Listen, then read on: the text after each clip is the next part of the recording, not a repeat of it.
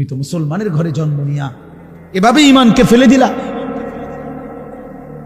মুসলমানের ঘরে জন্ম নিয়ে এভাবে নামাজকে প্রত্যাখ্যান করলা।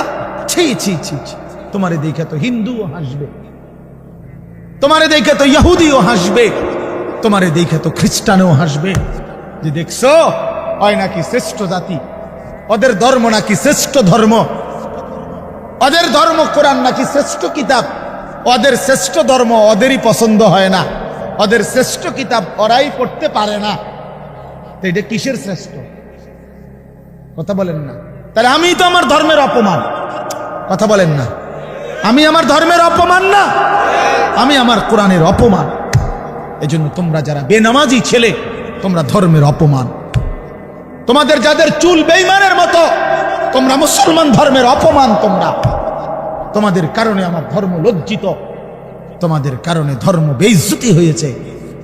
তোমরা ইসলামকে অপমানিত করলা, আল্লাহকে অপমানিত করলা, আমার নবীর শ্রেষ্ঠতম 23 বছরের আদর্শকে তোমরা অপমানিত করলা। এই অপমানের বিচার আল্লাহ করবে, মনে রাখো। ছেড়ে দিবে না বাপ।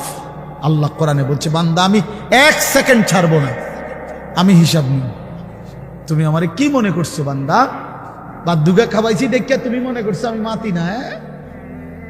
হ্যাঁ, কিটা মনে করছো? এ পেশাব পায়খানার ভাত তুমি মনে করছো আমি কিছুই বলবো না, কিছুই বলবো না। তুমি জানো না ফেরাউনকে শোয়াইছে কে? তুমি জানো না কারুনকে শোয়াই দিছে কে? তুমি জানো না নমরুদ সাদ্দাতকে নিশ্চিহ্ন করে দিয়েছে কে? তুমি শোনো নাই? তুমি আন্দাজ করো নাই আমি আল্লাহ কেমন? এই পৃথিবীর কত অবাধ্য জাতিকে আমি আল্লাহ ধ্বংস করে দিয়েছি, শোনো নাই? কই, গোটা পৃথিবীর সমস্ত আধুনিক প্রযুক্তি থাকার পরেও তো বাবা আমেরিকার ওই বেঈমানরা ক্যালিফোর্নিয়ার লস অ্যাঞ্জেলস তাদের একটি স্টেট আগুনে দাবানলে পুরে ছাই হয়ে গেছে। লক্ষ লক্ষ কোটি কোটি মিলিয়ন বিলিয়ন ডলারের এক এক বিল্ডিং। আপনারা মুরব্বীরা মিলিয়ন বিলিয়ন ডলার কিতা এটি বুঝতেন না? কয়টা আপনি 1 মিলিয়ন বিলিয়ন ডলার কত টাকা? কমপক্ষে 300 টাকার বেশি। মানে আপনি এটি বুঝতেন না, এটা বুঝতেন না। কথা বুঝছেন কেন?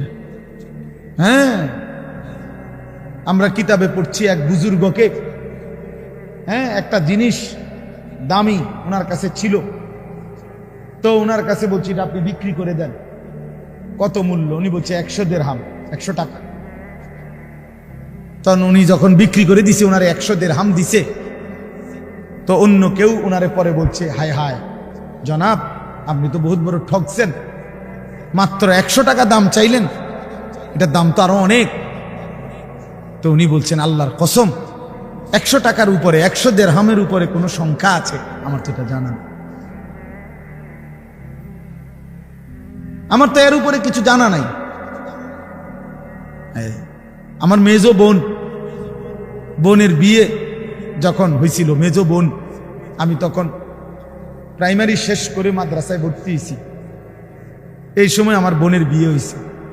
তো বোন জামাই যখন ওই আগে ছোটবেলায় বিয়ের দিন বোন জামাই যখন আসছে, তখন শরবত খাওয়াইছি যে গেইটে নাকি, তখন কিছু টাকা দিতে হয় না, যে শরবত খাওয়ায় তারে। তো আমারে 100টা টাকা দিছে উনি প্রথম। তো এগুলা নাকি ওনার কাছে আরো টাকা ছিল, তো ওই আরো একটু সাফাসাফি করলে আরো দেয়, আরো কিছু দেয়, না মানলে আরো দেয়, এমনি এমনি নিয়ম ছিল। আমার 100 টাকা দিছে, আর এটা দেখে আমি একটা দৌড়ে আইয়ালাইছি। আমার পুরো মনে আছে, একেবারে কসম, আমার পুরো এখনো মনে হইলো আর এই কথাটা। আমার একেবারে আমার ভাই, চাচাতো ভাইটাই বা অন্যরা এত দমকাইছে, বেউকুফ 100 টাকা লইয়া দৌড় দিয়ে আইয়ালাইছ। আমি বলছি, আমি তো আসলে এর চাইতে বেশি টাকা জীবনে আর দেখি না।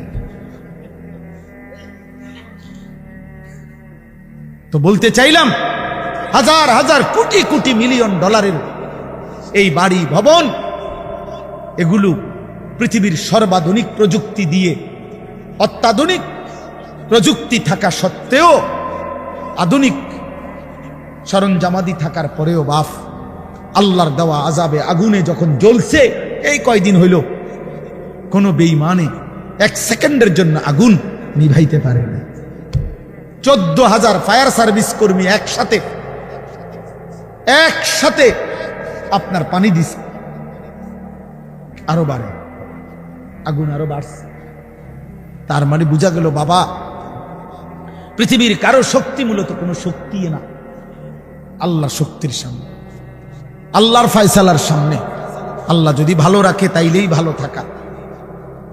হ্যাঁ, আপনার টাকা তো আছে 1000 কোটি টাকা, কিন্তু আপনার পেটে অসুখ, আপনি টেহা দিয়ে কিনবেন।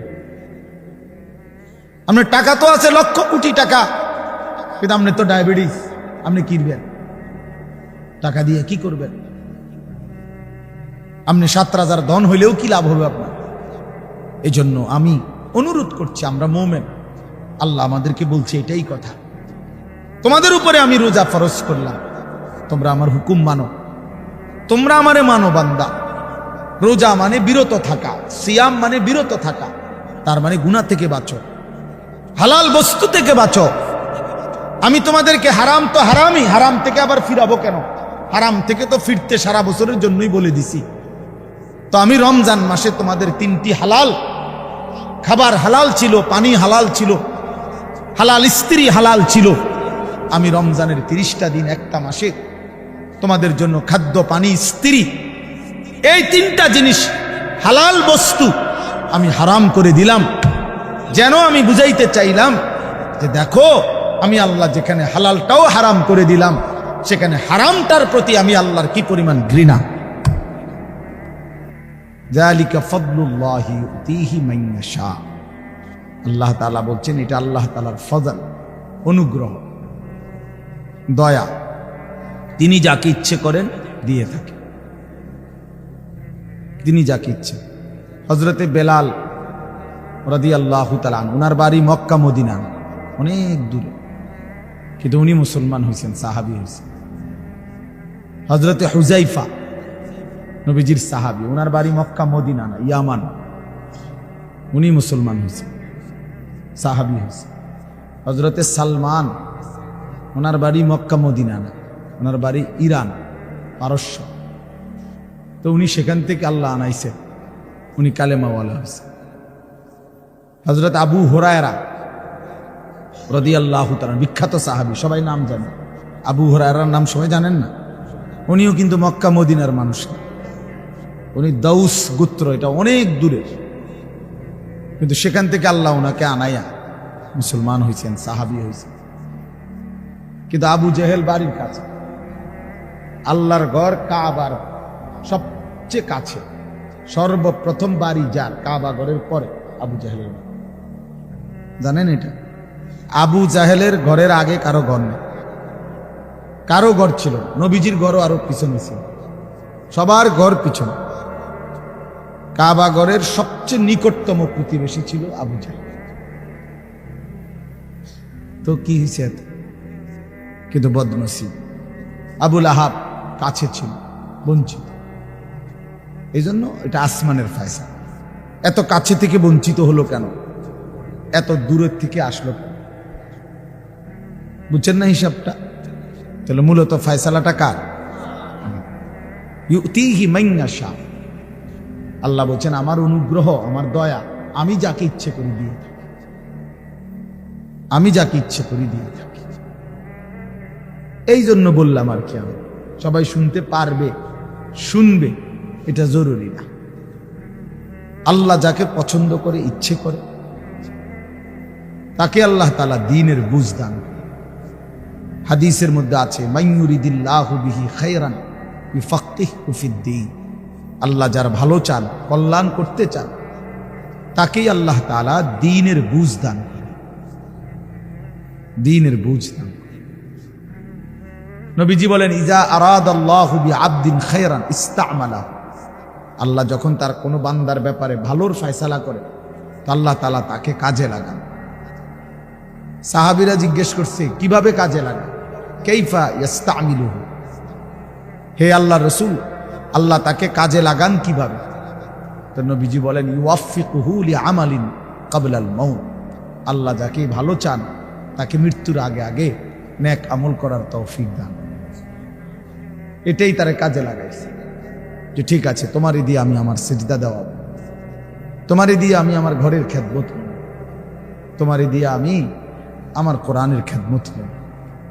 আল্লাহ তাকে আমলের তৌফিক দিয়ে থাকেন। তাইলে এই জন্য বললাম, এটা সব সময় মনে রাখবে, আল্লাহর দেওয়া তৌফিক ছাড়া বান্দা নামাজ পড়তে পারে না। বাত আল্লাহ সবাইকে খাওয়ায়, সেজদা আল্লাহ সবাইকে দিয়ে দেওয়ায়। দুনিয়ার প্রয়োজন আল্লাহ সকলের প্রয়োজন পূরণ করে, জন্তু জানোয়ার, কুকুর বিড়াল, সাপ বিচ্ছু, কাফের মুশরিক বেঈমান নাস্তিক মুরতাদ, এদের সকলের দুনিয়াবি প্রয়োজন আল্লাহ পূরণ করে। এই খানা পিনা, পেশাব পায়খানা, হ্যাঁ জরুরত, এগুলো তো আল্লাহ তাআলা জন্তু জানোয়ারেরও পূরণ করে।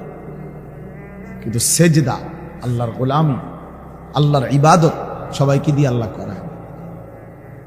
আল্লাহ যাকে পছন্দ করে, ইচ্ছে করে, তাকেই আল্লাহ তাআলা তার দ্বীনের জন্য কাজে লাগায়, আল্লাহর ইবাদতের তৌফিক দান করে।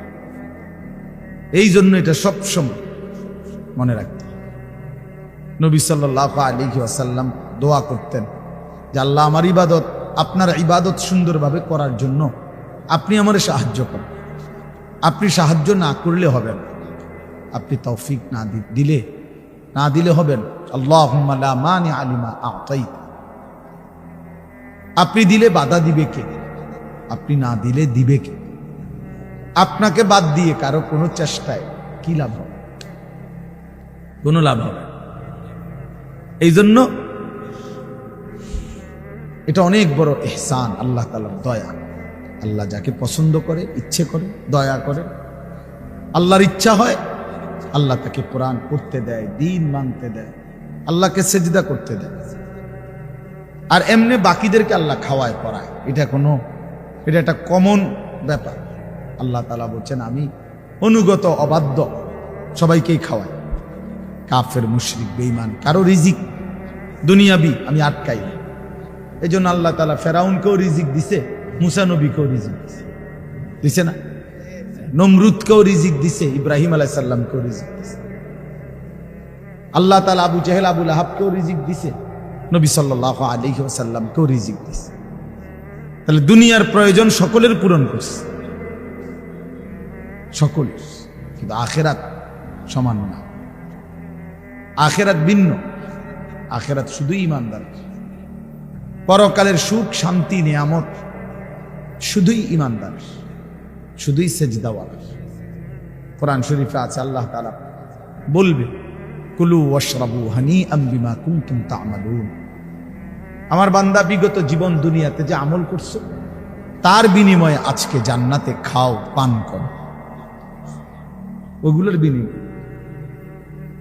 কুলু ওয়াশরাবু হানিআম বিমা আসলাফতুম ফিল আইয়ামিল খালিয়া, আল্লাহ বলেন জান্নাতীকে বলবে বান্দা নিশ্চিন্তে আরামসে দুনিয়ার জীবন যে তুমি নেক আমল করেছো তার বিনিময়ে আজকে আরামসে নিশ্চিন্তে নির্বিঘ্নে আমার জান্নাতে খাও এবং পান করো। জাযাআম বিমা কানু ইয়ামালুন, আল্লাহ তাআলা বলেন জান্নাতের এই নিয়ামত বান্দা তোমাকে দিলাম কিসের বিনিময়ে? জাযাআম বিমা কানু ইয়ামালুন, ওই যে দুনিয়ায় আমল করেছিলে তার বিনিময়। এ তোমার সেজদার বিনিময়, এ তোমার রুকুর বিনিময়, এটা তোমার জিকিরের বিনিময়, আমার গোলামের বিনিময়, আমার বন্দেগীর বিনিময়। এই জন্য আখিরাত শুধুই মুমিনের জন্য, পরকাল শুধুই ঈমানদারের জন্য। এই জন্য আল্লাহ তাআলার তৌফিক ছাড়া বান্দা আমল করতে পারে না, নামাজ পড়তে পারে না, সেজদা দিতে পারে না। কত ছেলে দেখেন না চোখের সামনে এক ওয়াক্ত নামাজ পড়ে না, জানেও না সে মানুষের বাচ্চা নাকি জানোয়ার, এটাও জানে, হাইওয়ান কিনা না মানুষ বলতে পারে। কে পাঠাইলো, কেন পাঠাইলো, কে সৃষ্টি করলো, কেন সৃষ্টি করলো, কি জন্য আসলো, কিছুই জানে না। লক্ষ্য উদ্দেশ্যহীন, গন্তব্যহীন এক পাগল, মাতাল, ছাগল, যা মন চায় তাই, যা মন চায়। এটা জিন্দিগি, এই তো লক্ষ্য উদ্দেশ্যহীন জীবন, জন্তু জানোয়ারের জীবন। মুসলমান তো তাকে বলে যার সুনির্দিষ্ট গন্তব্য জানা আছে। ইমানদারের গন্তব্য জানা আছে যে আমার গন্তব্য কোথায়, আমার এটা হায়াত, এরপরে আমার মৃত্যু, কবর, এরপরে আমার হাসরের মাঠ, এরপরে আমার মিজান, হিসাব, এরপরে আমার ফুলসেরাত, এরপরে আমার জান্নাত। আমার টার্গেট জানা আছে, আমার গন্তব্য জানা আছে। আমি থামবো সেদিন, জান্নাতে যাব যেদিন। আমার টেনশন দূর হবে সেদিন, আমি জান্নাতে ঢুকবো যেদিন। وقالوا الحمد لله الذي اذهب عنا الحزن। কোরআনুল কারীমের মধ্যে আছে, আল্লাহ তাআলা বলেন জান্নাতি বান্দা জান্নাতে ঢুকে বলবে, আল্লাহ আপনার প্রশংসা করছি, আজকেই আমার চিন্তা পেরেশানি জীবনের তরে শেষ হলো। আজ আমি জান্নাতে ঢুকি, এবার আমি নিশ্চিন্ত হলাম, নিশ্চিন্ত। আর কোনোদিন এই জান্নাত থেকে বের হতে হবে। আল্লাহ তাআলা বলছেন আর কখনোই এখান থেকে বের হইতে হবে না। খালিদিনা ফিহা আবাদা, চিরস্থায়ী। চলেন বাপ, এই জন্য বললাম নিজেদের ছেলে, নিজেদের মেয়ে, নিজেরাও ইনসাফের সাথে ভাইবেন যে আপনি আখিরাত চিনেন কি।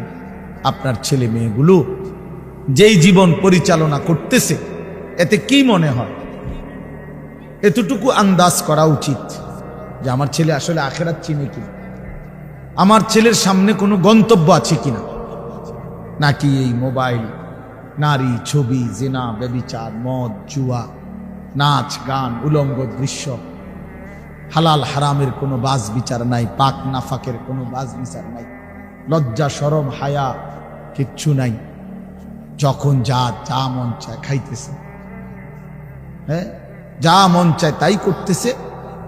তো এই খামখেয়ালি জীবন, যখন যা মন চায় তাই, হালাল হারাম, জায়েজ না জায়েজের জীবন, যার পার্থক্য নাই, আল্লাহ তাআলা কোরআনে বলছে তার উদাহরণ হলো ফামাসালুহু কামাসালিল কালব, কুত্তার মতো। হ্যাঁ, এটা কোরআন শরীফের আয়াত। ওই জীবন কুত্তার জীবন, কুকুরের জীবন। এই জন্য আমি সবসময় এটা বুঝি, বেনামাজির জিন্দেগি কুত্তার জিন্দেগি। এই ফজরের নামাজ না পড়ে যে জানোয়ারগুলো ঘুমায় থাকে, এগুলা কুকুরের জিন্দেগি। খালাস। এই সুদখোরগুলো যে জিন্দেগি কাটায়, এগুলো কুকুরের জিন্দেগি। এই হারামখোরগুলো যে জীবন কাটায়, এটা জানোয়ারের জীবন। কোরআন শরীফের আয়াত। ওয়াত্তাবা হাওয়াহু ফামাসালুহু কামাসালিল কালব। আল্লাহ বলছে মনের ইচ্ছা মতো যে চলে, আল্লাহর হুকুমের পরোয়া করে না, হালাল হারাম এর পার্থক্য যে মানে না, আল্লাহ বলছে তার উদাহরণ কামাসালিল কালব, কুত্তার মতো, কুকুরের। ইন তাহমিল আলাইহি ইয়ালহাস আও তাতরুকহু ইয়ালহাস। আল্লাহ বলছে কুকুরের স্বভাব, দৌড়ানি দিলেও জিহ্বা লম্বা করে হাঁফায়, ছেড়ে দিল দাঁড়ায়া দাঁড়ায়া জিহ্বা লম্বা করে হাঁফায়, জিহ্বা লম্বা করে হাঁফায়, এমন করে। এই কুকুরের স্বভাব। পেলেও অতৃপ্ত, না পেলেও অতৃপ্ত, থাকলেও অশান্তি, না থাকলেও। কারণ হারাম করছে, নাফরমান যে, আল্লাহর অবাধ্য যে, পাক নাফাক, হালাল হারাম, যার কাছে সুদ আর ব্যবসা একই রকম মনে হয়, সে কি মানুষ নাকি? যার কাছে আপন বউ পরের মহিলা সমান মনে হয়, নিজের বউও দেখে, মানুষের বেডিও দেখে, তো তার কাছে কি কোনো হালাল হারামের পার্থক্য আছে কি? তো সে জানোয়ার না, তো জানোয়ার কি? সে জানোয়ার না, তো জানোয়ারটা কে? তাই বলে? ইনসাফের কথা বলে? নাহলে বিচারে কর কি কয়? এই জন্য এটা সবসময় মনে রাখবে। জওয়ান হন আর বুড়া হন, আমি হই আর আপনি হন, হালাল হারামের পার্থক্য যার মধ্যে নাই, কুকুরের মধ্যে কোনো হালাল হারামের পার্থক্য নেই। কুকুরের মধ্যে পাক নাফাকের কিছু নেই, কারণ যেহেতু সে জানোয়ার। কিন্তু মানুষ যে ইনসান, তার সৃষ্টিগত সত্তার মধ্যে হালাল হারামের অনুভূতি থাকতে হবে। মুসলমান তাকেই বলবো যার মধ্যে জায়েজ না জায়েজের পার্থক্য আছে, হালাল হারামের অনুভূতি আছে, পাক নাফাকের অনুভূতি আছে। কোরআনুল কারীমে আল্লাহ তাআলা এটা বলছেন। এজন্য নবীজি বলছেন, আল হালালু বাইয়িন ওয়াল হারামু বাইয়িন। যেটা হালাল এটা স্পষ্ট, যেটা হারাম এটাও স্পষ্ট। নবীজি বলেন, আমি অন্ধকারে রেখে যাই নাই উম্মতকে, একটা সেকেন্ডের জন্য আমি আমার উম্মতকে আড়ালে রেখে যাই নাই, সবকিছু আমি স্পষ্ট বলেছি। হালাল গুলোও পরিষ্কার করে দিছি, হারাম যা তাও স্পষ্ট করে দিয়েছি। 24 ঘন্টার যাবতীয় কর্মকাণ্ড আমি আল্লাহ স্পষ্ট করে দিয়েছি। ওই দেখেন ওই অপদার্থ ছেলেটার দিকে এক নজরে মোবাইলের দিকে তাকায় গেছে, কারে বলে কি ওয়াজ করে ফের কোনো খবর।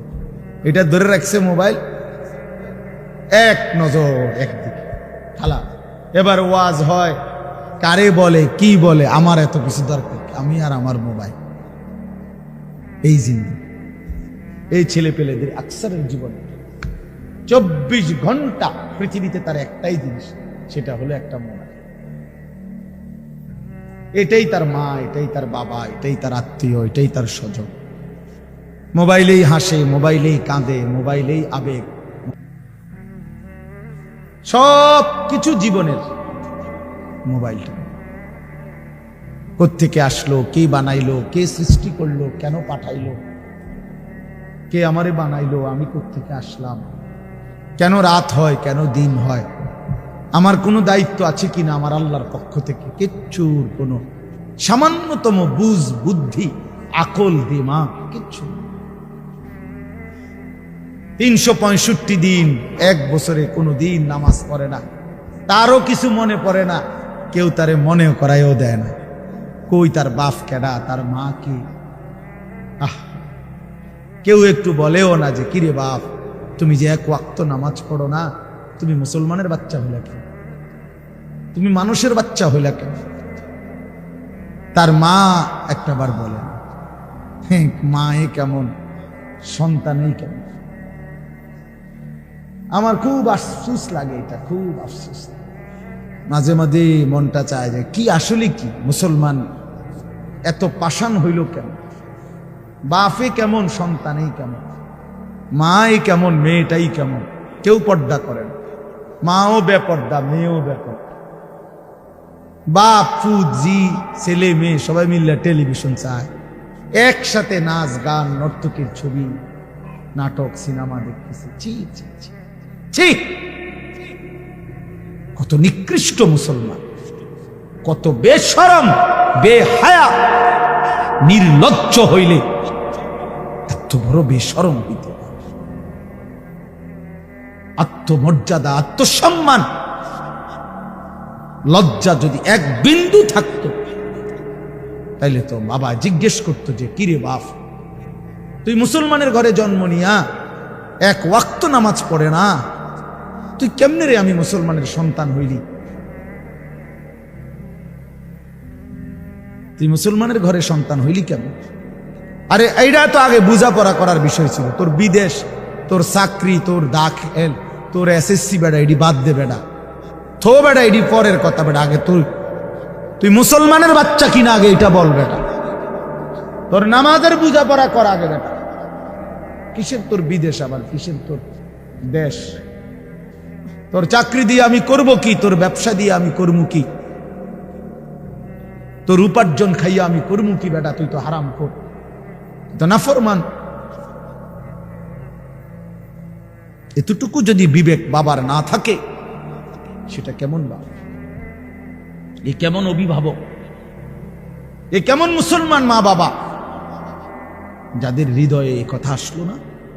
আপনার তো উচিত ছিল আগে এই বোঝাপড়া করা, আগে ছেলের সাথে এই বোঝাপড়া করেন। তুই মুসলমানের বাচ্চা কিনা আগে এটা বল। মুসলমানের বাচ্চা 16 বছরে এক ওয়াক্ত নামাজ ছাড়া থাকে কেন? কথা বলেন, ইনসাফ কি বলে? ইনসাফের কথা বলেন, বিচারের কথা বলেন। ছেলেগুলোকে আপনারা এভাবে ছেড়ে দিলেন, আর তোমরা ছেলেরাও বাবা এভাবে নষ্ট হয়ে গেল। অনাদরে, অবহেলায় এমন সুন্দর জীবন, এমন সুন্দর যৌবন, শরীর, স্বাস্থ্য সব শেষ করে দিলাম। একবারও মনে পড়লো না তোমারও তো শেষ আছে বাপ। রাত যেমন ভোর হয়, দিন যেমন রাত হয়, তোমারও হায়াতও একদিন শেষ হয়। প্রতি ঘন্টা, মিনিট, সেকেন্ড যায় মানে তোমার হায়াত যায়, আমার হায়াত যায়, ঠিক না? তো আল্লাহ আমাদেরকে বুঝ দান করেন। এজন্য বাপ আমরা ভাবা উচিত, আমাদের এটা ফিকির করা উচিত। এ ছোটরাও, বড়রাও, মাঝ বয়সীরাও, এত লাগাম ছাড়া মানুষ হয় না। মুসলমানের জীবন এত বড়, জন্তু জানোয়ারের মতো হওয়ার কথা না বাবা। হ্যাঁ, গুনাহ হইতে পারে, গুনাহ আমারও আছে, আপনাদেরও আছে, গুনাহ হইতে পারে, হবে। সেটা হলো হুচট খাওয়া। মানে চলার পথে আমি 10 কিলো পথ হাঁটলাম, আমি 30 কিলো পথ গেছি এক জায়গা থেকে আরেক জায়গায়। তো এই চলার পথে হয়তো একবার আধবার পড়ে যাইতে পারি, পিছলা খাইতে পারি, ঠিক আছে, এটা হইতে পারে। কিন্তু আমি বুঝি 30 কিলোমিটার একেবারেই পড়ে রইলাম, পিছলা খাইয়া রইলাম। তাহলে ভুল আমার হইতে পারে, গুনাহ আমার হইতে পারে। আমার 6 মাসে কোনোদিন নামাজ ছুটে যাইতে পারে। আমি জীবন চলার পথে কখনো কাউকে রাগ করতে পারি, গালি দিয়া লাইতে পারি। এটা তো হওয়া স্বাভাবিক, হইতে পারে। কিন্তু লাগাতার প্রতিদিন একরকম, এটা মুসলমান? কথা বুঝছেন কিনা আমার? আপনি বুঝি এখানে প্রত্যেকদিন মিশা কথা কইবেন, আপনি বুঝি প্রতিদিন সুদ খাইবেন, আপনি বুঝি প্রত্যেক দিন ওজনে কম দিবেন, এটা বুঝি মুসলমান?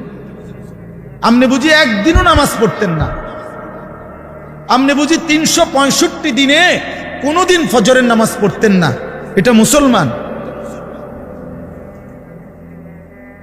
তো এটা তো হুচট খাওয়া না, এটা তো গাদ্দারি, এটা তো ইচ্ছা করে ঠান্ডা মাথায় ধীরে সুস্থে ভেবে চিনতে আল্লাহর সাথে গাদ্দারি করতেছে, আল্লাহরে বুড়া আঙ্গুল দেখাইতেছে যে দেখো কইলা কেন সেজদা দিতাম না, চাই কিতা করতাম। আল্লাহ বলবে অসুবিধা নাই বান্দা, বাতে না খাও, আর তো বেশি কিছু না, দুগা খানাই তো খাও আর ঘুম যাও, খানা তো কুত্তাও খায়। তবে মনে রাখো কবরে আইসো, একটা লাথি দেওয়া মু ফেরেস্তারে দিয়া, একটা লাথি, এক লাথিতে বুঝবা আমার নাফরমানির শাস্তি কি। কাল্লা সাউফা তা'লামুন সুম্মা কাল্লা সাউফা তা'লামুন। আল্লাহ বলে বান্দা কবরে আইসো, আমি বুঝায় দেব আমার নাফরমানির শাস্তিটা কি। ফেরেশতা 2 কান বরাবর, আল্লাহর নবী বলছেন নাফরমানের কবরে ফেরেশতা ফায়াদরিবু দারবাতান বাইনা উযুনাইহি, 2টা কান বরাবর ঘাড়ের মধ্যে প্রত্যেকটা আঘাত করবে লোহার হাতুড়ি দিয়ে। ফায়াসিহু সাইহাতান, নাফরমান কবরে এত জোরে চিৎকার করবে, ইয়াসমাউহা মান ইয়ালিহি ইল্লা সাকালাইন। আল্লাহর নবী বলেন দুনিয়াবাসী, মানুষ এবং জিন ব্যতীত আল্লাহর সব সৃষ্টি ওই বেঈমানের কবরের চিৎকার শুনতে পাবে, এমন জোরে চিৎকার দিবে। একটা একটা আঘাত এভাবেই চলবে কিয়ামত পর্যন্ত, এভাবেই চলবে কিয়ামত পর্যন্ত। আল্লাহর নবী সাল্লাল্লাহু আলাইহি ওয়াসাল্লাম বলেন নাফরমান পাপীকে যখন কবরে রাখা হবে, তিনটা প্রশ্নের উত্তর যখন নাফরমান দিতে পারবে না, সাথে সাথে কবর তারে এত জোরে একটা চাপ দিবে, একটা চাপ দিয়া ডান পাশের মাটি বাম দিকে, বাম দিকের মাটি ডান পাশে চলে আসবে। হাত্তা তাখতালিফা আদলাউহু, আল্লাহর নবী বলেন ডান পাশের পাজরের হাড্ডি ভাইঙ্গা বাম পাশে ঢুকে যাবে, বাম পাশের হাড্ডিগুলো ভাইঙ্গা ডান পাশে ঢুকে যাবে। নবীজি দেখায় দিছে হাত্তা তাখতালিফা আদলাউহু, এইভাবে দুই আঙ্গুল একটা যেমন আরেকটার মধ্যে ঢুকে যায়, আল্লাহর নবী বলেন এভাবে পাজরের হাড্ডি একটা আরেকটার মধ্যে ঢুকে যাবে। কি বাপ মনে করছো তোমারে এমনে এমনে ছেড়ে দিব? কি মনে করছো যার ভাত খাইলা তার বুঝি হিসাব দিতে হবে না? কি মনে করছো মুফত এটা? হ্যাঁ, কার পানি পান করেছো, কার ভাত খেয়েছো, কার আসমান, কার জমিন, কার চন্দ্র, কার সূর্য ব্যবহার করেছো বান্দা?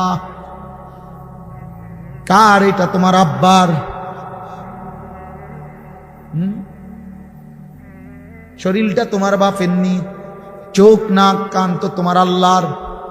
আলাম নাজআল লাহু আইনাইন ওয়া লিসানান ওয়া শাফাতাইন, আল্লাহ বলে বলো না বান্দা আমি কি দুইটা চোখ দেই নাই?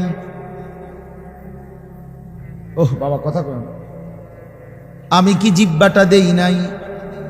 আমি কি দুইটা ঠোঁট দেই নাই? তো উত্তরে কি বলবেন যে না দেন নাই? কি বলবেন? কথা বলেন। তো এই কথা বলার হিম্মত আছে কারো যে আল্লাহ আপনি চোখ দেন নাই, আপনি ঠোঁট দেন নাই? কারো সাহস আছে কিনা এটা বলার? তাইলে আল্লাহই তো দিয়েছেন। আলাম নুসিহ জিসমাকা, হাদিসে আছে নবীজি বলেন আল্লাহ জিজ্ঞেস করবে হাসরের মাঠে, বান্দা বলো না আমি কি তোমার শরীরটা সুস্থ রাখি নাই? ওয়া নুরভিকা মিনাল মা, আমি কি প্রতিবার তৃষ্ণার্ত অবস্থায় তোমারে আমি আল্লাহই তো আমি কি পানি পান করাই নাই? আমি তো পানি পান করিয়েছিলাম, আমি তো তৃষ্ণা নিবারণ করেছিলাম, আমি তো ক্ষুধার চাহিদা পূরণ করেছিলাম, আমি তো কায়নাতের সূর্য চন্দ্র আলো বাতাস দিয়েছিলাম। ওয়াজআলনা নাওমাকুম সুবাতা, আল্লাহ বলে সারাদিনের ক্লান্তি দূর করার জন্য রাত্রি গভীরের ঘুম আমি আল্লাহই তো বানিয়েছি। ওয়াজআলনাল লাইলা লিবাসা, অন্ধকার কালো চাদর দিয়ে ঢেকে পৃথিবীটাকে অন্ধকারাচ্ছন্ন করে দিয়েছি আমি আল্লাহই তোমার ঘুমের উপযুক্ত পরিবেশের জন্য। আবার দিনের বেলা আলোকিত করে দিয়েছি তোমার উপার্জনের সুবিধার জন্যে। রাতে তুমি ঘুমাইবার জন্য অন্ধকার করে দিয়েছি, দিনে তুমি রোজগার করবা এই জন্য আলোকিত করে দিয়েছি। সুবহানাল্লাহ। ওয়াজআলনান নাহারা মাশা, উপার্জনের জন্য দিন বানিয়েছি, ঘুমাইবার জন্য রাত বানিয়েছি। ওয়াজআলনা সিরাজান ওয়াহাজা, একটা উজ্জ্বল সূর্য আমি আল্লাহই বানিয়েছি। ওয়াআনজালনা মিনাল মুসিরাতি মাআন সাজ্জাজা, জমাট বাঁধা মেঘ থেকে আমি আল্লাহ অঝোর ধারায় বৃষ্টি নামিয়েছি। এই জমিনটাকে সিক্ত নরম করেছি, ছোট্ট ছোট্ট ছিদ্র বানিয়েছি। তোমার অনাদরে ফেলে দেওয়া দানা আমি আল্লাহ কুদরতি স্বয়ংক্রিয় মেশিন দিয়ে আমি আল্লাহ জমিনের নিচে আমি নিয়ে এসেছি।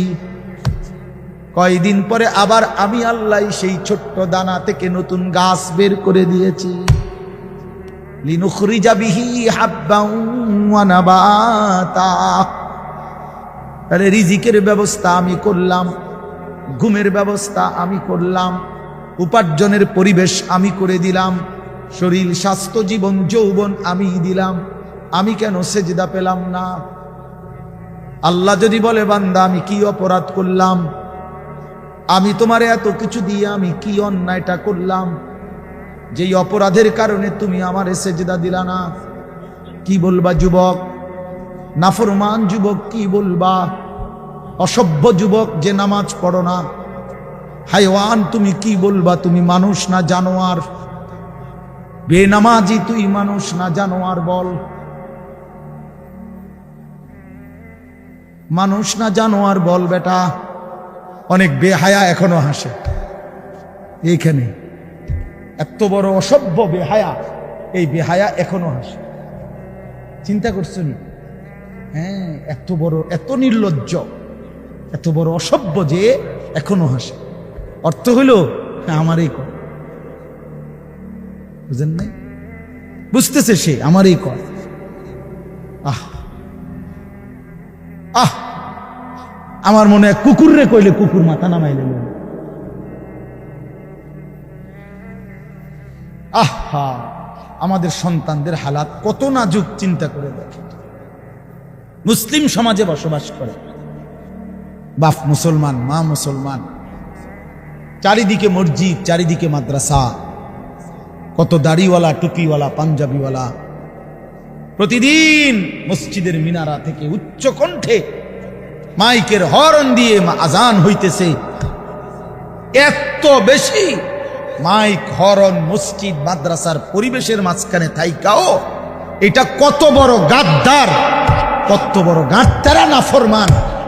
এত সুন্দর চারদিকে মসজিদ, মাদ্রাসা, আলেম ওলামা, দাড়ি টুপি, মাদ্রাসার পরিবেশের ভেতরে থাইকাও জানোয়ারে একটা সেজদা দেয় না। কত বড় নিকৃষ্ট জানোয়ার, চিন্তা করছে। এই বাপ, এমন সন্তান পাইলা কবরে যাই আফসোস ছাড়ার কিচ্ছু নেই। আজকে যদি এই আফ্রিকার জঙ্গলে থাকতো তাহলে হইতো যে বাবা, এত বড় আফ্রিকার জঙ্গলে ছিলাম যেখানে কোনো দিন কোনো আজান হয় নাই, যেখানে কোনো মসজিদ দেখি নাই, মাদ্রাসা দেখি নাই। আল্লাহ চিনব কোত্থেকে? আমি তো আফ্রিকার জঙ্গলের ভিতরে থাকতাম। বলেন, একটা ছেলে বলেন, এই ছেলেগুলো বেনামাজি যে ছেলেগুলো, এদেরকে জিজ্ঞাসা করেন যে বাবা তুই কি আল্লাহ চিনলি না, না রাসূল চিনলি না? তুমি বাবা কি মসজিদ চিনলা না, মাদ্রাসা চিনলা না? কোনদিন কি কোরআন দেখলা না? কারো লাশ, কারো জানাজা, কারো কবর কিছুই দেখো নাই? কিচ্ছুই তোমার কলজার মধ্যে কোনো এক বিন্দু কোনো বিবেক অনুভূতি জাগাইলো না? শুধু নারী, শুধু একটা মোবাইল, শুধু একটা ছবি, শুধু একটা অশ্লীল দৃশ্যের কাছে হেরে গেলা। ছেলেরা বলো বাবা, তোমরা বলো, কার কাছে হাইরা গেলা? কেমনে হাইরা গেলা তুমি? তোমার বাপ মুসলমান, মা মুসলমান, তোমার ঘর মুসলমান, তোমার দাদা দাদি, নানা নানি, চাচা মামা, ফুফা খালু সব মুসলমান। তোমার এলাকার চারদিকে আজান হয়, তোমার মহল্লার প্রত্যেক গলিতে গলিতে মাদ্রাসা আছে, কোরআনের ঘর আছে। তোমারই কোনো না কোনো চাচাতো ভাই, মামাতো ভাই, ফুফাতো ভাই, আত্মীয় কেউ না কেউ হাফেজে কোরআন আছে, আছে না? তালেবে ইলম আছে, মাদ্রাসায় পড়ুয়া আছে। এত কিছু দেখার পরেও যার কলিজায় এক ওয়াক্ত নামাজ পড়তে মন চায় না, তার দিল পাথরের চাইতে শক্ত, তার দিল জন্তু জানোয়ারের দিলের চাইতে নিকৃষ্ট। কারণ এ বড় শক্ত হারামি, মনে রাখি। সে কিছুই মনে করে না আল্লাহকে, কিছুই মনে। এত মসজিদ মাদ্রাসা, এত নামাজ রোজার এত চিহ্ন দেখাও তে কয় যে আমি কিছুই বিশ্বাস করি না। আমি বিশ্বাস করি আমার জীবন হইল মোবাইল, আমার জীবন হইল নারী, আমার জীবনের অর্থ হইল ছবি, আমার জিন্দিগির মাকসাদ হইল উলঙ্গ ছবি দেখা, নর্তকী দেখা, জিনা ব্যভিচারের দৃশ্য দেখা, মদের আড্ডা, জুয়ার আড্ডা, নারীর আড্ডা, কোন অশ্লীল মেয়ের পিছনে জীবনটা শেষ করে দেওয়া। খালাস, আমি বুঝছি এটাই জীবন। কিসের মসজিদ, কিসের মাদ্রাসা, কিসের আল্লাহ, কিসের রাসূল, আমি এগুলা বুঝি না। এতটা উল্টে গেল কেন? এত বড় লানত হলো কেন? বলেন বাবা। অতএব আপনাদের কাছে অনুরোধ করলাম, আপনারা আপনাদের বিবেককে নিয়ে ভাবেন। তোমরা ছেলেরাও বাবা রাগ হইও না, বুঝতে শিখো বাবা। কে ফিরাবে তোমাদেরকে? কে ফিরাবে? কে ফিরাবে? কে ফিরাবে বাপ? তোমরা কি কোনোদিন মরবা না? আজ যদি মৃত্যু হয়, এই বেনামাজি জিন্দিগি নিয়ে কেমনে কবরে যায়? টিকবা কেমনে? এই নাফরমানের জিন্দিগি নিয়ে কেমনে টিকবা? এই জন্য আমরা প্রত্যেকেই প্রস্তুতি নেই। যদি ভাবতে শিখি, বুঝি, সামান্য অনুভূতি জাগে, তাহলে এই অনুভূতিটাকে কাজে লাগাবার একটা বড় সুযোগ, পিছনের গুনাহ মাফ করে নতুন করে নিজেকে আল্লাহর ইবাদত, ঈমান, আমলের দ্বারা সজ্জিত করার একটা শ্রেষ্ঠতম সিজন, মৌসুম আসতেছে, সেটা হলো মাহে রমজান। মাহে রমজান বড় বেশি সুযোগ আসতেছে। আল্লাহ যদি দয়া করে হায়াত দেয়, তো পিছনের সব গুনাহ মাফ করিয়ে নতুন সাজে নিজেকে সজ্জিত করার, আখিরাতের রঙে রঙিন করার, জান্নাতের রঙে নিজেকে গড়ে তোলার এক শ্রেষ্ঠতম মাস মাহে রমজান। রমজান মানে অন্য কিছু, রমজান মানে ভিন্ন কিছু। রমজান মাসে মানে নিজেকে বদলানোর মাস, রমজান মানে নিজেকে পরিবর্তনের মাস, রমজান মানে নিজেকে আখিরাতের রঙে রঙিন করার মাস, রমজান মানে আল্লাহ তাআলার মহব্বতে, রাসূলুল্লাহ সাল্লাল্লাহু আলাইহি ওয়াসাল্লামের মহব্বতে ডুবে যাওয়ার মাস। এটা আমাদের সামনে। আল্লাহ আমাদের জন্য রমজানের হায়াত ভিক্ষা দান করেন। আল্লাহ যেন আমাদের সকলকে রমজান পর্যন্ত পৌঁছিয়ে দেন। এই আয়াত দেখেন, আল্লাহ তাআলা বলছেন, ইয়া আইয়ুহাল্লাযীনা আমানু, হে ঈমানদারগণ, কুতিবা আলাইকুমুস সিয়াম, তোমাদের উপরে রোজা ফরজ করা হলো, কামা কুতিবা আলাল্লাযীনা মিন ক্বাবলিকুম, যেমনটা ফরজ করা হয়েছিল তোমাদের পূর্ববর্তীগণের উপর, মানে পূর্বের ঈমানদার উম্মতদের উপর। কেন ফরজ করা হলো রোজা? উদ্দেশ্য কি? আমি আল্লাহর, লাআল্লাকুম তাত্তাকুন, যেন তোমরা মুত্তাকি হতে পারো, মুত্তাকি হইতে পারো, আল্লাহ ভীরু হইতে পারো। আর মুত্তাকি হলে কি লাভ হবে? উইদ্দাত লিল মুত্তাকিন, আল্লাহ বলে জান্নাত বানানোই হয়েছে মুত্তাকিদের জন্য। মুত্তাকি হবে তো জান্নাতি হবে, জান্নাতি হবে। এই আয়াতটার অল্প একটু কথা, আমি এই আয়াতটাই পড়ছি, সূরা বাকারার 183 নম্বর আয়াত, দ্বিতীয় পারা, দ্বিতীয় সূরা। এটার উপর আর একটু কথা বললে আমার কথা শেষ। আমরা আমাদের যদি পরিবর্তন চাই, পরিবর্তনের সুযোগ মাহে রমজান। আমরা যদি আখিরাত সাজাইতে চাই, আমাদের জন্য শ্রেষ্ঠ সুযোগ মাহে রমজান। আমরা যদি ঘুরে দাঁড়াইতে চাই, আমাদের জন্য শ্রেষ্ঠ সুযোগ মাহে রমজান। মাহে রমজান, আল্লাহ নাফরমানির এই জিন্দেগি আমি ছেড়ে দেব, আপনার রঙে রঙিন হব, তাইলে শ্রেষ্ঠতম সুযোগ মাহে রমজান। মাহে রমজানের মধ্যে অসম্ভব শক্তি আছে, মাহে রমজানের মধ্যে অসম্ভব পাওয়ার আছে। আল্লাহ বলছে, রমজানে বান্দা আইসো আমার কাছে, রাত দিন 24 ঘন্টা আমি আল্লাহ জাহান্নাম থেকে মুক্তি দিতে থাকব। ওয়াতাখাউ মিনান নার, জাহান্নাম থেকে মুক্তি দেব, সারা রাত মুক্তি দেব, সারা দিন মুক্তি দেব। রমজানের প্রতি ঘন্টা, প্রতি মিনিট, প্রতি সেকেন্ড হীরা মণি মুক্তা জহরতের চাইতেও কোটি গুণ বেশি দাম, কোটি গুণ বেশি। আল্লাহ তাআলা সেই মহিমান্বিত রমজান আমাদের সামনে আনতেছেন। আর মাত্র 18-19 দিনও বাকি নাই।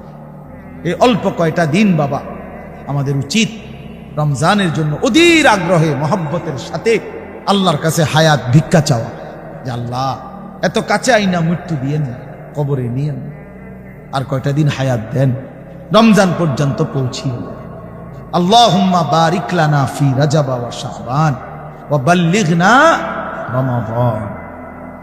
আল্লাহ তাআলা বলেন, ইয়া আইয়ুহাল্লাযীনা আমানু। দেখেন, এই একটি আয়াতে আল্লাহ 4টা কথা বলছে। একটা হলো, হে ঈমানদারগণ। 2 নাম্বার হলো, তোমাদের উপরে রোজা ফরজ করা হলো। 3 নাম্বার হলো, যেমনটা ফরজ করা হয়েছিল পূর্ববর্তীদের উপরে। 4 নাম্বার হলো, যেন তোমরা মুত্তাকি হতে পারো। কয়টা কথা হলো? এই 4টা কথার আমি 4টা আলগা সংক্ষিপ্ত একটু ব্যাখ্যা বলি। 1 নাম্বার হলো, হে ঈমানদারগণ, এটা আল্লাহ আমাদেরকে ডাক দিয়েছেন। তাফসীরের মধ্যে আছে, আদম আলাইহিস সালাম থেকে নিয়ে আমাদের নবী পর্যন্ত, ইতিপূর্বে আমাদের নবীর আগে যত নবী পৃথিবীতে আল্লাহ পাঠাইছেন, ওই নবীদের উপরে যারা ঈমান আনছিল ওই নবীদের আমলে তাদের কাউকে কোনোদিন আল্লাহ তাআলা এই শব্দ দিয়ে হে ঈমানদারগণ ইয়া আইয়ুহাল্লাযীনা আমানু বলে ডাক দেন নাই। আগে সর্বপ্রথম আমাদের নবী, আখিরি নবী, আল্লাহর বন্ধু, আমাদের নবীর ভালোবাসায় আল্লাহ তাআলা বলছে, বন্ধু বিগত কোন নবীর ঈমানদার উম্মতকে আমি যেই শব্দে ডাকি নাই, এই প্রথম আপনার ভালোবাসায় আপনার ঈমানদার উম্মতকে আমি ইয়া আইয়ুহাল্লাযীনা আমানু এই নতুন শব্দে ডাক দিলাম। হে ঈমানদারগণ, হে ঈমানদার তোমরা আমার। তাফসীর ইবনে কাসিরের মধ্যে আছে, যে ঈমানদার সে আল্লাহর বন্ধু, যে মুমিন সে কার বন্ধু? আল্লাহর বন্ধু। আল্লাহর বন্ধু, মুমিনের বন্ধু আল্লাহ, আল্লাহর বন্ধু মুমিন, আল্লাহর বন্ধু মুমিন। এই জন্য তাফসীরে লিখছে, হে ঈমানদারগণ, এই কথার আরেকটা তর্জমা এটা, হে আমার বন্ধুগণ। আল্লাহ যেন ডাক দিয়া বলছে, হে আমার বন্ধুগণ, তোমরা আমার বন্ধু, তোমরা আমার। আমি বানাইছি বহু জনেরে, তোমরা বানাইছি আমার জন্য, আমার জন্য। তোমরা আমার, তোমরা আমারে মেনে নিয়েছ, তোমরা আমার কালেমা পড়েছ, তোমরা আমার রসুলকে মেনে নিয়েছ, অতএব তোমরা আমার। তোমাদের কালেমা লা ইলাহা ইল্লাল্লাহ মুহাম্মাদুর রাসূলুল্লাহ এটা আমি গ্রহণ করলাম, গ্রহণ করে আমি নিলাম, এই জন্যই আমি তোমাদেরকে ডাক দিই। তুমি বলছো আমি এনে ভর্তি অমুক। ওই যে আমারে মোহাম্মদে বলছে, তার ছোট ভাই হাফেজ মুশাররফ কয় আমারে আজকে বললো যে হুজুর ভর্তি করামু আপনার মাদ্রাসায়, তো কি কোন সময় আমু, ফরম নিয়ম কানুন কি? আমি এত কথা তোমার দরকার কি, হাতে ভর্তি হইব সারছে। তার মানে আমি বলতে চাইছি তারে কি বুঝাইলাম, তোমার এত নিয়ম কানুনের দরকার কি, আমি তারে নিলাম, খালাস আমি ভর্তি নিলাম। তাইলে অর্থ হইল আল্লাহ তাআলা বলছেন, বান্দা তোমার কালেমা আমি নিলাম, তোমার ঈমান আমি নিলাম, এই জন্য আমি তোমার মুমিন বলে ডাক দিলাম। আল্লাহ কাউকে নিজের করে ডাক দেওয়া, খোদার কসম, এটা তার জীবনের সবচেয়ে বড় পাওয়া। যদি দিল থাকতো তাইলে আমরা বুঝতাম। এক এমপি সাহেব যদি কারো নাম নেয়, এক মন্ত্রী সাহেব কারো নাম নেয়, আর তারে যদি কেউ আইয়া কয় আজকে তো মন্ত্রী সাহেবের কাছে গেছিলাম আর উনি তোমার নাম নিছে, তোমার কথা ভালো কইছে, বাবা হেতে বেটা তো মানে ঠ্যাঙালগি দিয়ে একটা লেবে। হ্যাঁ ভাই তাইয়া ঘরে বেড়িয়ে কথাবার্তা সাবধান কও, আগের মতো নাই, যেরুম মনে করছে এরুম না। কি কিছে মন্ত্রী সাহেব আজকেও আমার নাম নিয়েছে, জিঙ্গাও, মানে সে এটাকে খুব গৌরবের মনে করবে, ঠিকই না বলেন না কেন? সবার কাছে ঘুরে ঘুরে বলার চেষ্টা করবে আমি কিন্তু মন্ত্রীর পরিচিত। হাদিসের মধ্যে আছে এক সাহাবী উবাই ইবনে কাব রাদিয়াল্লাহু তাআলা আনহু, সাহাবীদের মধ্যে নবীজির সবচেয়ে সুন্দর কোরআন শরীফ পড়তেন যিনি, ওনার নাম হলো উবাই ইবনে কাব। তো এই উনি নবীজি একদিন উনাকে বলছেন, এই সাহাবীকে, যে উবাই এদিকে আসো, তুমি আমারে কোরআন শরীফ পড়ে শোনাও, বুঝছেন? তখন ওই সাহাবী একটু লজ্জিত হয়ে বলতেছি, ইয়া রাসূলুল্লাহ আমি আপনার সামনে কোরআন পড়বো, অথচ কোরআন তো আমরা আপনার থেকেই শুনি, কোরআন আপনার উপরেই নাজিল হয়, আমি কোন সাহসে আপনার সামনে কোরআন পড়ি? তো নবীজি বললেন, শুনো, মহান আল্লাহ পাক রব্বুল আলামিন জিব্রাইল পাঠাইয়া তোমার নাম নিয়া বলছে তোমার কাছ থেকে আমি কোরআন শুনতে। এই আমরা স্পষ্ট হাদিসে পড়ছি, বিশ্বাস করেন। এই সাহাবী এটা শুই না 3 বার জিজ্ঞাসা করছে নবীজিরে, আওয়াসাম্মানি আল্লাহ, ইয়া রাসূলুল্লাহ বললেন কি আমার আল্লাহ আমার নাম নিছে? আমার নাম? আর কোন কি আপনি? নবীজি বলল, হ তোমার নামে তো দিছে। উনি আবার জিজ্ঞাসা করছে, ইয়া রাসূলুল্লাহ সত্যি বলছেন আমার নাম নিয়েছেন আল্লাহ? বলছে, হ তোমার নাম। আবার জিজ্ঞাসা করছে, হাদিসের স্পষ্ট শব্দ আছে, ফাবাকা, 3 বারের পরে এই সাহাবী খুশিতে আনন্দে চিৎকার করে কাঁদতে শুরু করছে আর বলতেছি, ইয়া রাসূলুল্লাহ, এক গোলামের কি পরিমাণ সৌভাগ্য, তার মুনিব তার নাম নিয়েছে। তা আমরা আমাদের কালেমার কি পরিমাণ সৌভাগ্য, আমরা একবার বলেছি কালেমা, আল্লাহ আমাদেরকে ডাক দিছে, ইয়া আইয়ুহাল্লাযীনা আমানু, হে আমার কালেমা ওয়ালারা, তোমরা আমার, তোমরা আমার, আমি তোমাদের ঈমান নিলাম, আমি তোমাদেরকে ডাক দিলাম। এক মুমিনের কি পরিমাণ খুশি হওয়া উচিত আপনি শুনেন।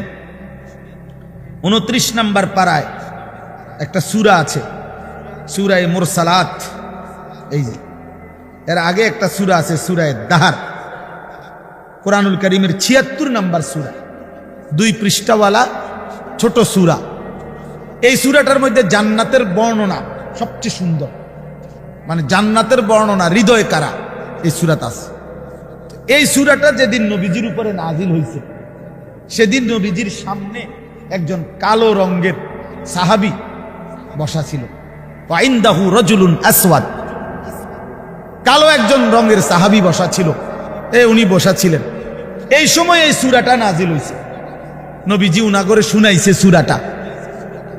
তো এই সূরার মধ্যে জান্নাতের এমন হৃদয়গ্রাহী বর্ণনা, এই সাহাবীটা সামনে যিনি বসা কালো রঙের সহজ সরল সাহাবী, উনি এই সূরা এটা শুইনা জান্নাতের আশায় খুশিতে একটা চিৎকার দিছে, এক চিৎকারে হাদিসে আছে উনি ওইখানেই ইন্তেকাল করছে। এখানে তখন আল্লাহর নবী বলেন, ওয়াল্লাহি লাকাদ আখরাজা নাফসা সাহিবিকুমুশ শাওকু ইলাল জান্নাহ। নবী বলেন, আল্লাহর কসম, জান্নাতের প্রবল আকাঙ্ক্ষায় তোমাদের বন্ধু জীবন দিয়ে দিল।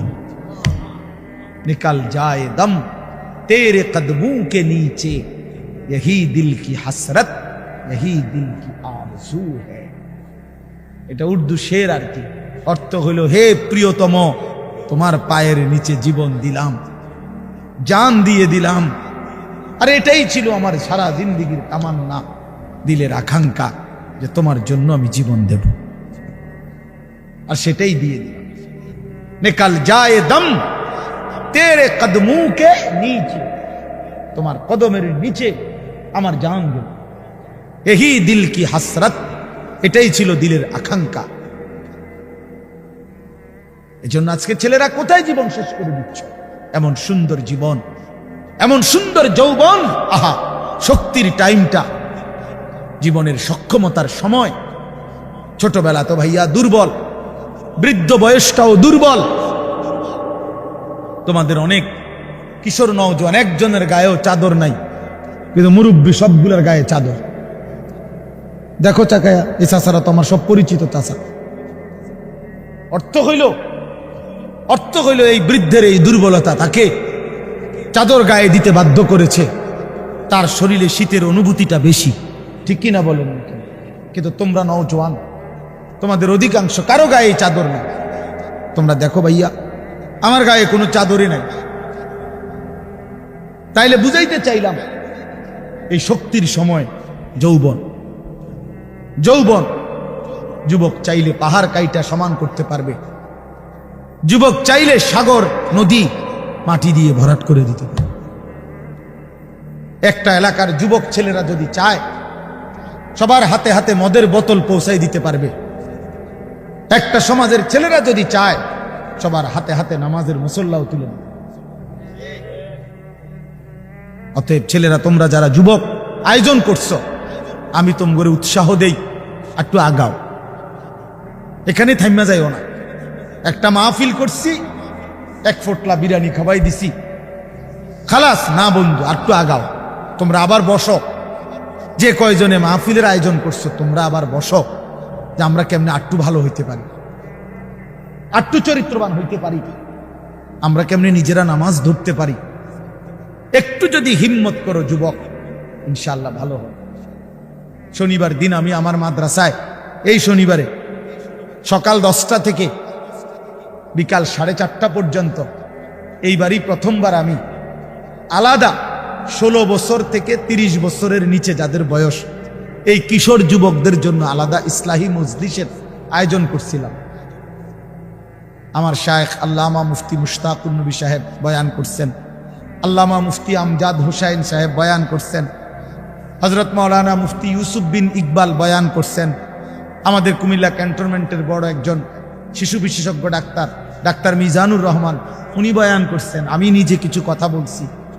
প্রায় 600 ছেলে এন্ট্রিভুক্ত আসছে, উপস্থিত হয়েছে 600। সন্দ্বীপে, চট্টগ্রামে আমরা প্রতি বছর সন্দ্বীপ যাই, সেখানে 4টা-5টা ছেলে ফজরের নামাজের জন্য, তারা বন্ধু, কলেজের ছেলে, 4-5 জন ছেলে মাত্র। ওরা একদিন সিদ্ধান্ত নিছিল, ওরা সবসময় ফজরের নামাজ পড়তো, তো ওরা একদিন সিদ্ধান্ত নিছে যে ফজরের পরে তারা সন্দ্বীপ তো সাগরের পারে, তো সাগরের পারে হাঁটতো তারা। তো তারা একদিন সিদ্ধান্ত নিছিল আজ থেকে 1 বছর আগে যে আমরা সকালবেলা না হাইটা চলো আমরা বন্ধুদেরকে ফজরের জন্য জাগাই, ফজরের ক্যাম্পেইন করি, ফজরের জন্য গণসংযোগ করি। এই 4-5 জন ছেলে উদ্যোগ নিয়ে শুরু করছে। ঠিক 1 বছরের মেহনতে এই গত নভেম্বর, 24 সালের নভেম্বরে আমি গেছি মাহফিলে, ওইখানে তারা আমার লিস্টেড, ফজরের পরে আমি তাদের জন্য আলাদা বয়ান করছি, তাদের আলাদা মাহফিল হয়েছে ফজরের পরে। মানে রাইতে আমি যেই প্যান্ডেলে ওয়াজ করছি ওই প্যান্ডেলটা তারা সকালের জন্য আবার ভাড়া নিছে। বুঝেন না এই কথা? আমি ওখানে ছিলাম, আর ওখানে রাত্রে আসা যায় না, ওইটা সন্দ্বীপে স্পিড বোট দিয়ে আইতে যাইতে হয়, তো তার রাইতে আওয়ানোর সিস্টেম নেই, থাকতে হয়। এই জন্য ফজরের পরে আবার বয়ান করছি 1.5 ঘন্টা।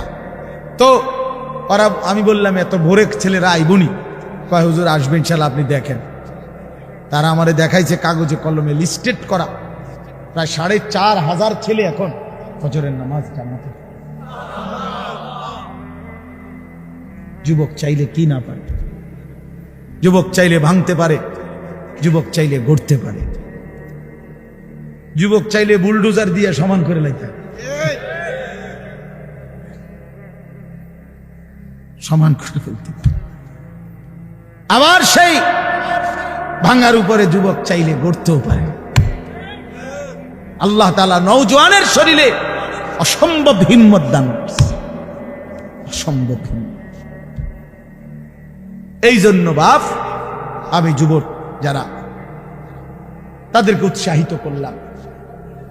মহান আল্লাহ পাক রব্বুল আলামিন আমাদেরকে বলছেন, আমি তোমাদের ঈমানদার, ঈমান নিলাম, আমি ঈমান দিছি বান্দা।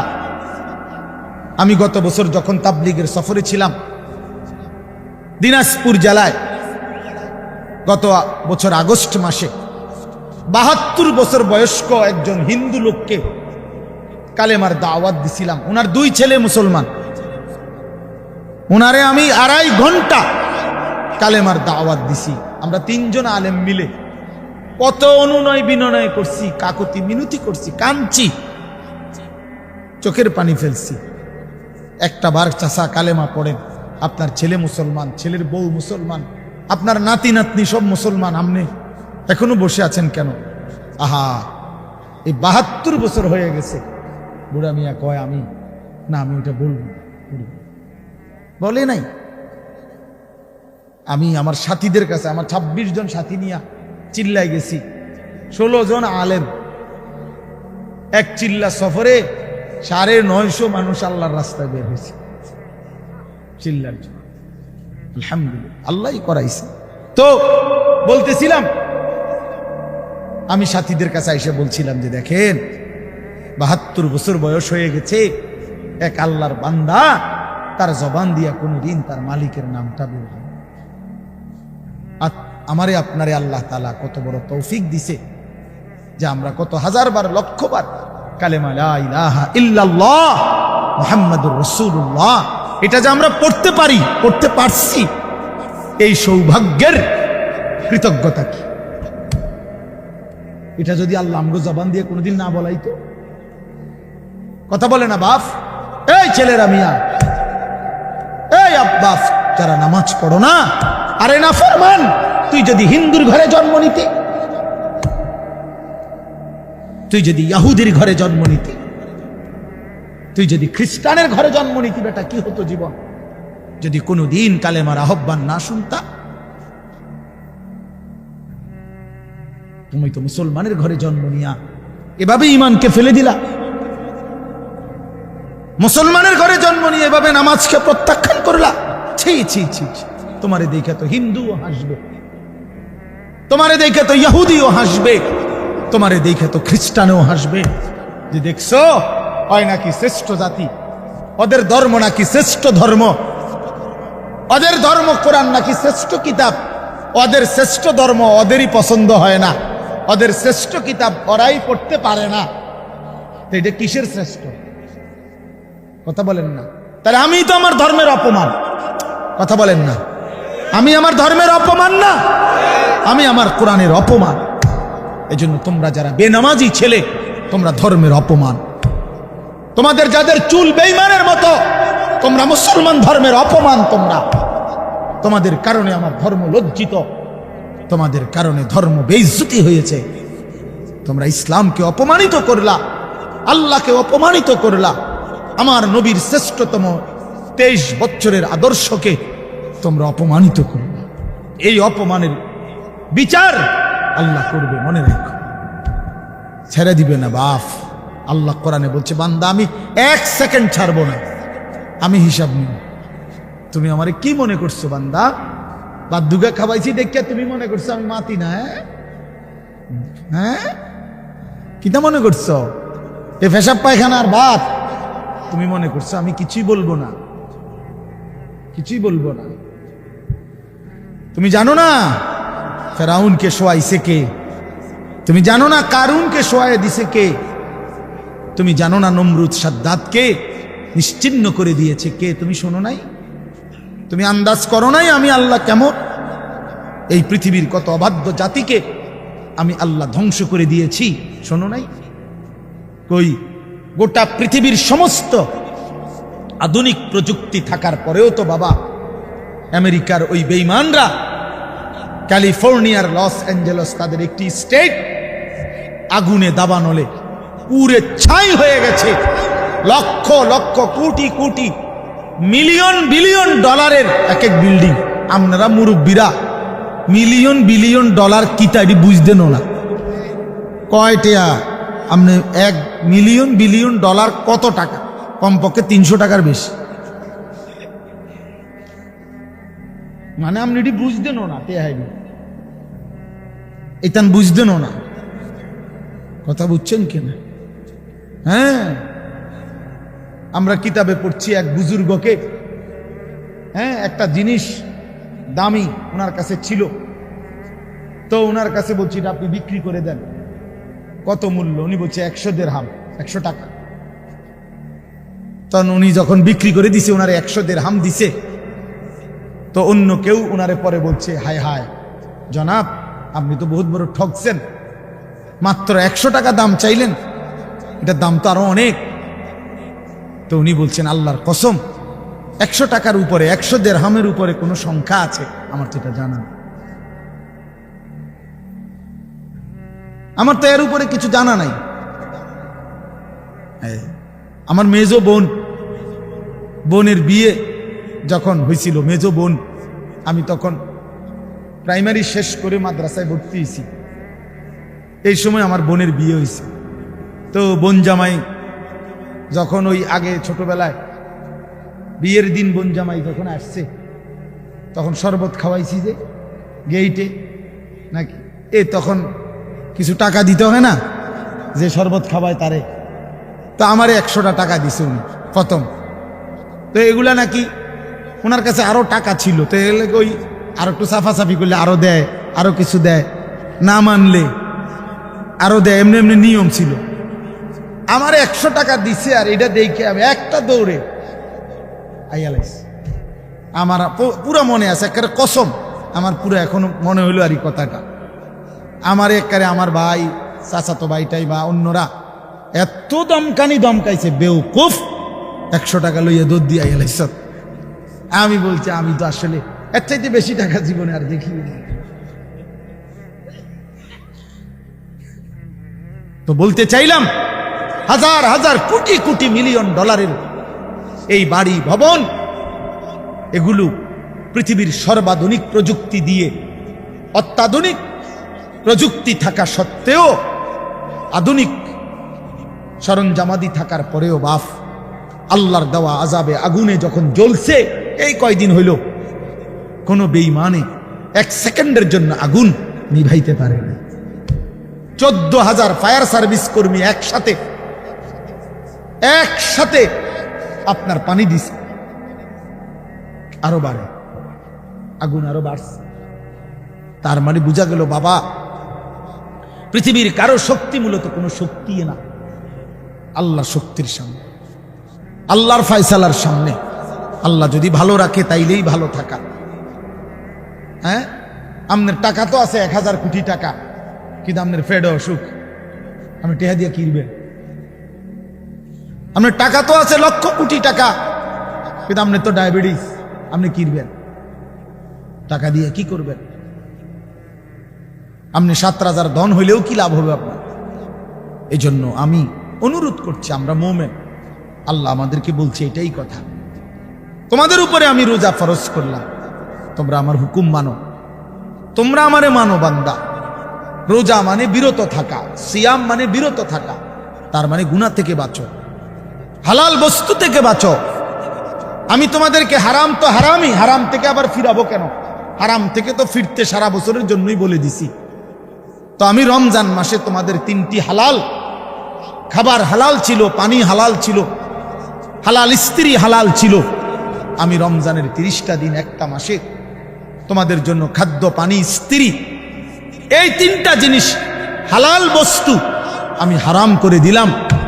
যেন আমি বুঝাইতে চাইলাম যে দেখো, আমি আল্লাহ যেখানে হালালটাও হারাম করে দিলাম, সেখানে হারামটার প্রতি আমি আল্লাহর কি পরিমাণ ঘৃণা। যেখানে হালালটাই ছেড়ে দিতে বললাম, সেখানে হারামটা ধরে রাখার কোন সুযোগ আছে? অতএব মিথ্যা, চুরি, ডাকাতি, জিনা, ব্যভিচার, মদ, জুয়া, নাচ গান, সুদ, ঘুষ, মা বোনদের বেপর্দা জিন্দিগি ছেড়ে দেন, ছেড়ে দেন। একজন বুঝলে একজনই, কোনো অসুবিধা নাই, আমার কোনো আফসুস নাই। আমি সব সময় ফেরিওয়ালার মতো আমি বুঝি, একজনই শুনুক, একজনই যদি ভাবে আলহামদুলিল্লাহ, সংখ্যা দিয়ে আমি কি করব? বুঝেন না? 10 কোটি মানুষ আমারে মনে করেন আলগি দিছে, তো কি হইছে? কি হইছে? এটা আমার কবর রাজাব মা। বাংলাদেশের একেবারে মনে করেন 50 লাখ লোক আমার চিনে, তো কি হইছে? এটা আমার কবর রাজাব মা। তো আর কি, পরিচিতি, অপরিচিতি, জনপ্রিয়তা, এগুলো কোনো বিষয়, এগুলো কোনো মুখ্য বিষয় নয়। বিষয় হলো আল্লাহর কাছে গ্রহণ হওয়া, আখিরাতের মুক্তি পাওয়া, জাহান্নাম থেকে মুক্তি পাওয়া। অতএব আজকে এতটুকুই মূল কথা। আমরা প্রত্যেকেই এটা ভাবি, আমরা মুমিন। প্রিয় ভাই বলেন, আমরা এখানে যারা এখন বসছি, রাত 12টা বাজে, আমার কথা শেষ। ইনসাফের সাথে ছেলেরা, বাবা বলো তুমি মুসলমান কিনা? না না, ছেলেরা আলাদা বলো, বাবা কও তোমরা মুসলমান কিনা? প্রিয় বাপ বলো তুমি মুসলমান কিনা? তুমি মুসলমানের সন্তান কিনা? তাইলে তুমি সিদ্ধান্ত দাও আজকে। বয়স্ক যারা আছেন তারা আপনারা বসা থাকেন, কিন্তু তোমরা যারা 30 বছরের নিচে ছেলে, তোমাদের বয়স, বুঝে শুনে ধোঁকা দিও না, আল্লাহর সাথে ধোঁকা করো না, আল্লাহর সাথে মস্কারি করো না। হাদিসের মধ্যে আছে, এক লোক নবীজির সামনে বাম হাত দিয়ে খাইতেছিল, মুসলিম শরীফের হাদিস। নবীজি তারে বলছে ডান হাতে খাও, তখন সে বলছে আমি ডান হাতে খাইতে পারি না। নবীজি বলছে তাইলে আর পারবাও না। কসম আল্লাহর, ওই হাদিস আছে। সাহাবী বলে ওই লোক আর কোনোদিন ডান হাত মুখের কাছে আনতে পারে নাই, কারণ সে তো মূলত মিথ্যা বলছিল, অহংকার করে বলছিল। এই জন্য আমি অনুরোধ করছি, তোমরা যারা 30 বছরের নিচে আছো ছেলে বাবা, তোমরা দিল থেকে বুঝে শুনে তোমরা নিয়ত করে দাঁড়াও, যে এই কথার নিয়তে দাঁড়াও, যার ভাল লাগে যে আমি ইনশাআল্লাহ চেষ্টা করুম ফজর সহ 5 ওয়াক্ত নামাজ পড়তে। তুমি সিদ্ধান্ত নিয়ে বলো যে আমি চেষ্টা করব, আমি নারী ছবি, অশ্লীল দৃশ্য থেকে, মোবাইলের অশ্লীল ছবি থেকে নিজেকে বাঁচাইবার নিয়ত করলাম, সিদ্ধান্ত করলাম। আল্লাহ তৌফিক দিলেই তো পারবা, ঠিক কিনা বলেন না কেন?